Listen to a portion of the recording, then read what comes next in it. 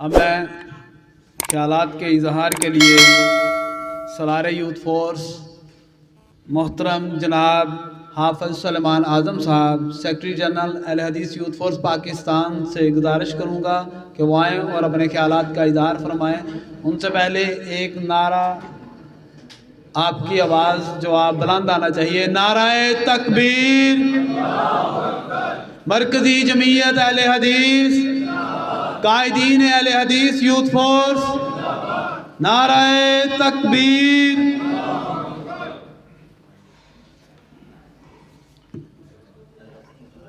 अल्हम्दुलिल्लाहि रब्बिल आलमीन वल आक़िबतु लिल मुत्तक़ीन वस्सलातु वस्सलामु अला रसूलिहिल करीम अम्मा बाद अऊज़ु बिल्लाहि मिनश शैतानिर रजीम बिस्मिल्लाहिर रहमानिर रहीम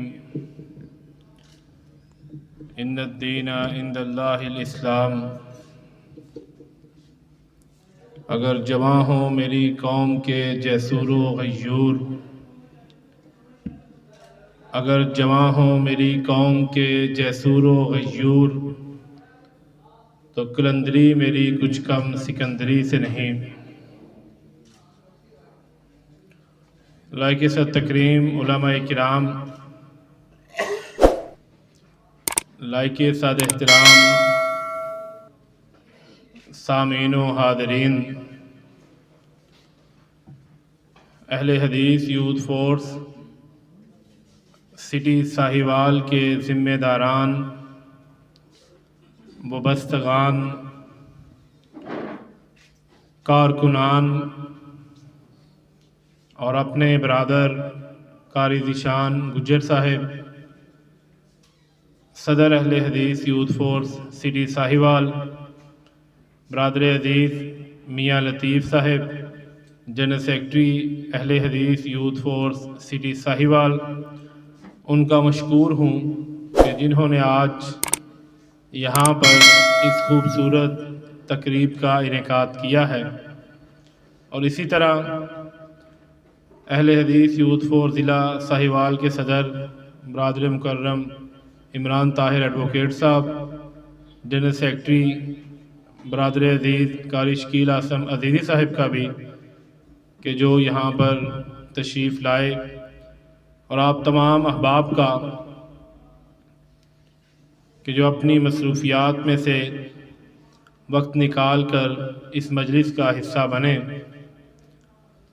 यकीनन ये बात आप बखूबी जानते हैं, किसी भी कौम, किसी भी तंजीम, किसी भी मिल्लत, किसी भी उम्मत ने उस वक्त तक तरक्की नहीं की जब तक उसके नौजवान उसकी जद्दोजहद में, उसकी तहरीक में, उसके काम में हरावल दस्ते का किरदार अदा नहीं किया।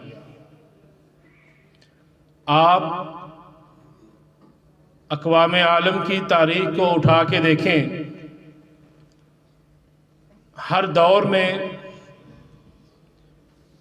मुख्तलिफ़ कौमों को अरूज भी मिला और उन्हें ज़वाल भी हासिल हुआ। जिनको अरूज मिला उनके अरूज में नुमायाँ किरदार नौजवान नस्ल का था। अगर हम इस बात को इस्लाम की हद तक महदूद कर लें तो नबी मुकर्रम हादी आलम सल्लल्लाहु अलैहि वसल्लम को अल्लाह ताला ने जब बेसत अता की तो आप 40 बरस के थे, और जो आपको अल्लाह ने असहाब दिए जिनमें नुमाया नाम इस उम्मत के पहले अहले हदीस सैयदना अबू बकर सिद्दीक रज़ी अल्लाह ताला अन्हो का है। उनके बाद सैयदना उमर फारूक, सैयदना उस्मान गनी, सैयदना अली अल मुर्तज़ा रज़ी अल्लाह अन्हुम व अर्ज़ा। ये सब आपकी बेइज्जत के वक्त आपसे उम्र में छोटे थे, यानी इनकी भरपूर जवानी का दौर था जब अल्लाह ताला ने इन्हें इस्लाम की खिदमत के लिए चुना। इनके बाद एक लंबी फरिस्त है, मुसअब इब्न उमैर, सलमान फारसी, अबू उबैदा बिन जर्राह, खालिद इब्न वलीद, इकरमा बिन अबी जहल और दीगर सहाबा किराम रिज़वानुल्लाह अलैहिम अजमाइन, जिनकी वजह से दीन इस्लाम रियासत मदीना के क़याम के बाद लंबा अरसा नहीं, सिर्फ चंद सालों में सैयदना मुआविया बिन अबी सुफियान रज़ी अल्लाह अन्हुमा की वफ़ात तक 65 लाख मुरब्बा मील के ऊपर फैल चुका था। आज भी अगर आप इस्लामी मुमालिक के बॉर्डर्स, हुदूद देखें तो आज भी इस्लाम की हदें वही हैं जो सैयदना मुआविया रज़ी अल्लाह ताला अन्हु के दौर में कायम की गई थी। उनके बाद उमवियों के दौर में मोहम्मद इब्न कासिम, तारक बिन ज़ियाद, मूसा बिन नुसैर, कुतैबा बिन मुस्लिम, ये 4 जर्नैल जिन्होंने स्पेन, अफ्रीका, चाइना और बर्रे सगीर के लोगों को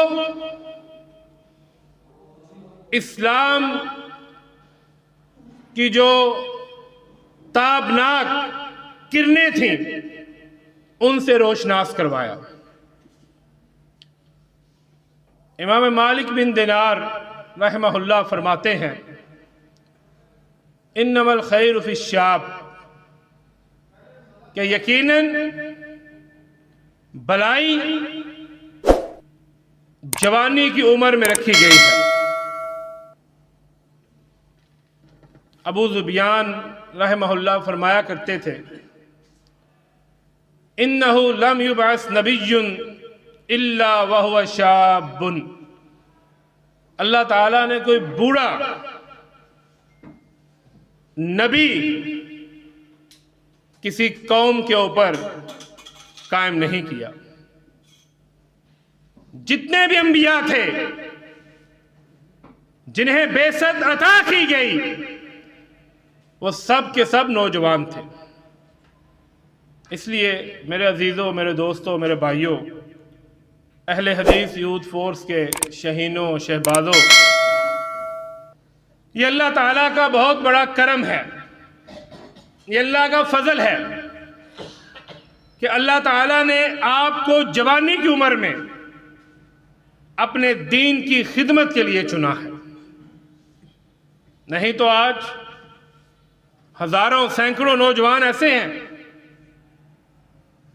जो मुसलमान हैं लेकिन उन्हें यह नहीं पता कि नमाज किस तरह अदा की जाती है, जो ये नहीं जानते अकीदा क्या है, जो ये नहीं जानते कि खत्म नबूवत का अकीदा किसे कहते हैं। आप अपने इस वक्त की कदर कीजिए क़यामत के रोज़ आप उलमा से सुनते रहते हैं, इशारतन बात करता हूँ, मुतअद्दिद हदीस हैं कि क़यामत के रोज़ अल्लाह ताला जवानी के बारे में भी सवाल करेंगे। और उन हदीस में उम्र का जिक्र भी आता है। अगर देखा जाए तो जब उम्र का अल्लाह ताला ने पूछ लेना है तो जवानी के बारे में पूछने की जरूरत नहीं रहती, लेकिन ये इतनी अहमियत के हामिल है, इंसान की जिंदगी का ये हिस्सा इतना इंपॉर्टेंट है कि अल्लाह ताला इसके बारे में अलहदा से सवाल करेंगे। कहाँ पे बसर की है, क्या करते रहे, कैसे गुजारी। और अगर आपके पास इस सवाल का काफी और शाफी जवाब है, फिर तो आप मुतमिन रहिए। और अगर आपके पास अपनी जिंदगी के जो गोल्डन पीरियड है, जो सुनहरी दौर है, उसके बारे में कोई मुतमिन करने वाला जवाब नहीं है, तो फिर गफलत की जो चादर मैंने और आपने ओढ़ी हुई है, हमें इसको उतार देना चाहिए। हमें इसको उतार कर अल्लाह के दीन की दावत हर शख्स तक, चाहे कोई मुस्लिम है गैर मुस्लिम है, अहले हदीस है गैर अहले हदीस है, ये जो तकसीम हमने बनाई हुई है, इसको खत्म करके हर मुसलमान तक, हर पाकिस्तानी तक दीन की दावत को पहुंचाना हमारे ऊपर फर्ज है। इसलिए कि बच्चे मुकल्लफ नहीं हैं और बूढ़े ताकत नहीं रखते।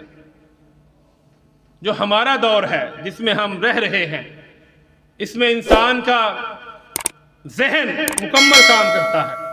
और मुझे आज पता चला है, कायदे मोहतरम कायदे यूथ फोर्स हाफिज आमिर सिद्दीकी साहब गाड़ी में बात कर रहे थे कि इंसानी दिमाग जो है इसका वजन 1.5 किलो है, लेकिन अल्लाह ताला ने इसके ऊपर ऐसी झिल्ली या ऐसा कवर डाला हुआ है कि हमें यह वजन अपने सर पे महसूस नहीं होता। और सबसे ज्यादा ये रिलैक्स कब होता है, जब आप अल्लाह के सामने लंबे लंबे सजदे करते हैं, तब ये रिलैक्स होता है। मैंने आज डेरा गाजी खान में हमारी तरबीती नशिस्त थी, साउथ पंजाब के मुबल्लिगीन और खुताबा के लिए, वहाँ पे मैंने ये बात की। मैंने अपने 20 साला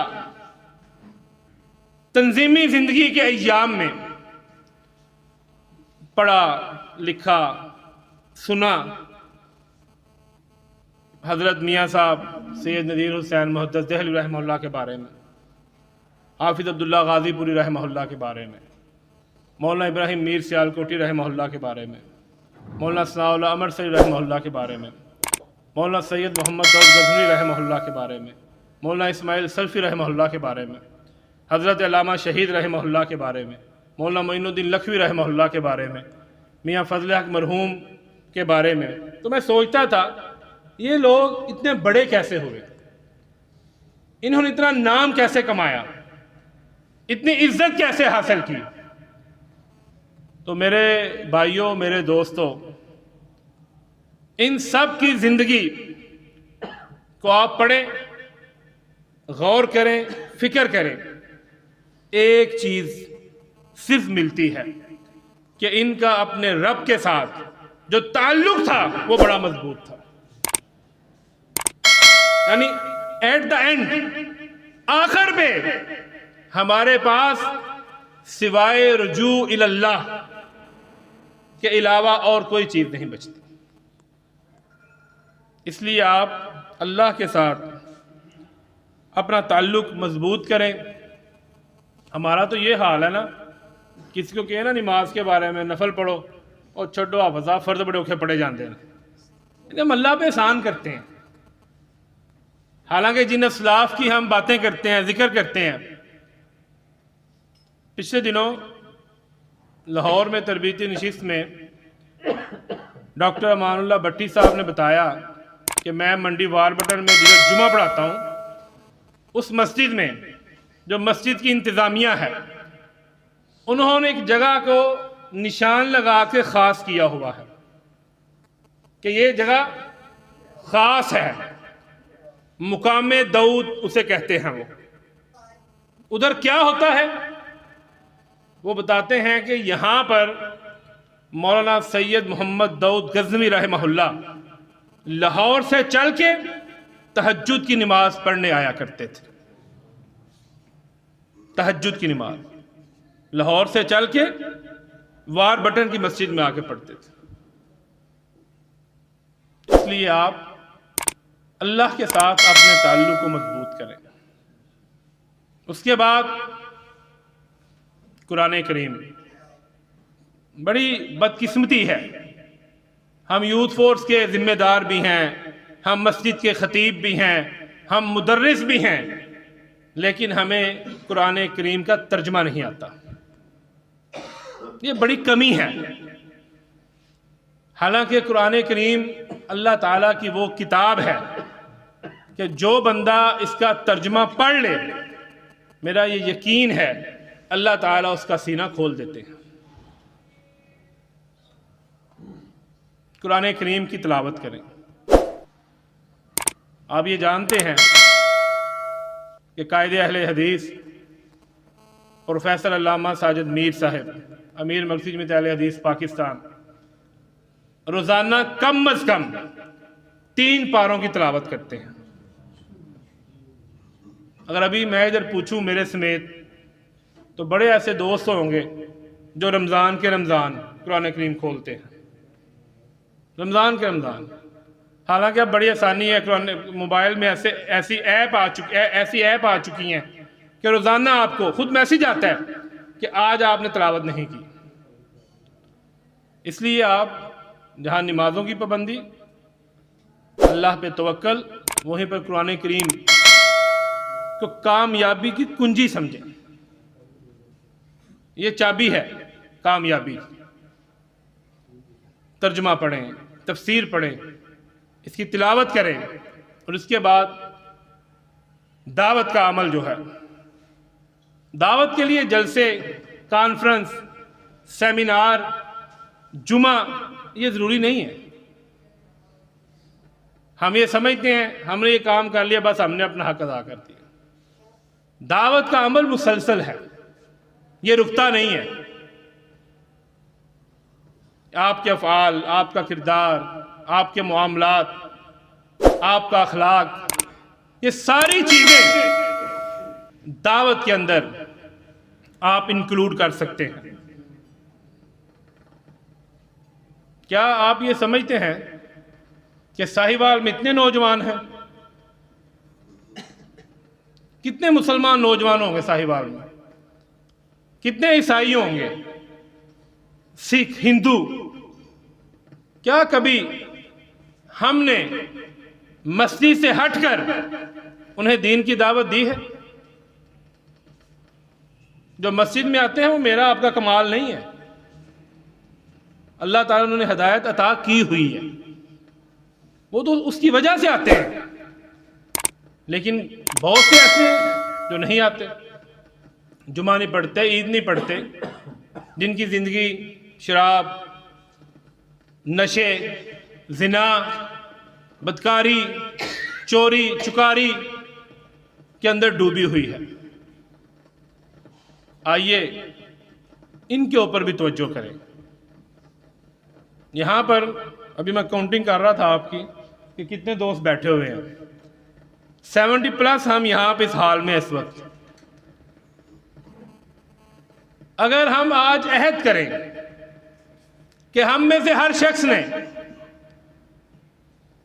महीने में एक बंदे को, मैं 2, 3, 4, 5, 10 की बात नहीं करता, एक ऐसे बंदे को यूथ फोर्स के साथ, दीन के साथ, मजहब के साथ मिलाना है, जो इससे पहले बेदीन है।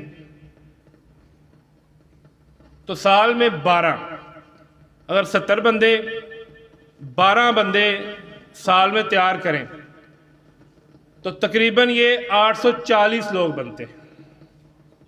क्या उसके बाद आपको अपने प्रोग्राम के लिए किसी की मिन्नतें करने पड़ेंगी? नहीं करनी पड़ेंगी। मेरा एक दोस्त है, मेरे साथ पढ़ता था, वो आमिर साहब, उसने दाढ़ी रख ली। मैंने उससे पूछा कि यार आपने दाढ़ी रख ली है? कहने लगा अल्लाह ताला ने मुझे हिदायत दी है, पहले मैं नमाज नहीं पढ़ता था, मस्जिद नहीं जाता था, अब मैं जाना शुरू हो गया हूँ, लेकिन सलमान साहब अब मौलवी मेरी जान नहीं छोड़ते।